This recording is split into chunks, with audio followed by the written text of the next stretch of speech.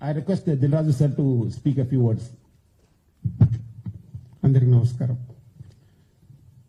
CP Sajjanar గారు చెప్పినట్టు ఈరోజు ఐబొమ్మ అనే వెబ్సైట్ని దానికి సంబంధించిన వ్యక్తుల్ని పట్టుకోవడం అనేది Telugu film industry, Indian film industry చాలా హైదరాబాద్ పోలీస్కి అండ్ తెలంగాణ పోలీస్కి ధన్యవాదాలు తెలుపుతున్నాం.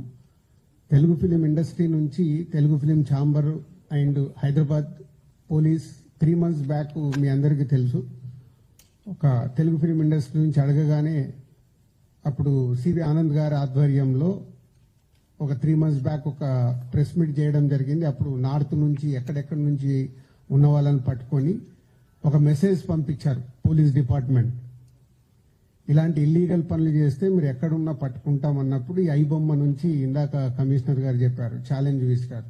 సో పోలీస్ డిపార్ట్మెంట్ తలుచుకుంటే మీరు ఎక్కడున్నా ఇలాంటి ఇల్లీగల్ పనులు చేసి అటు సొసైటీకి, ఇటు గవర్నమెంట్కి, ఇటు ఫిలిం ఇండస్ట్రీకి మీరు ఇలాంటి తప్పు పనులు చేసినప్పుడు డిపార్ట్మెంట్ మీరు ఎక్కడున్నా తీసుకొని వస్తుంది. అలాగే Telugu film chamber, Telugu film industry ఈ పైరసీ దాని మీద ఎప్పటి నుంచో మేము పోరాటం చేస్తూనే ఉన్నాము.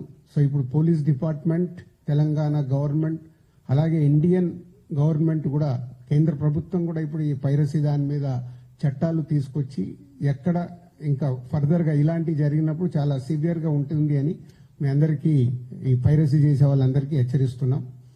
అలాగే ఇందాక కమిషనర్ గారు చెప్పారు, ఇది ఓన్లీ పైరసీ లాగానే చూడకండి, మీరు ఎవరైతే ప్రేక్షకులు ఫ్రీగా వస్తుంది కదా చూస్తున్నామని అనుకుంటున్నారు, దీని వెనకాల ఒక సినిమా ఇండస్ట్రీ నుంచి ప్రతి సినిమాకి ఎంతో కష్టం ఉంటుంది. మీ ఇంట్లో ఏదో చైన్ పోయినప్పుడు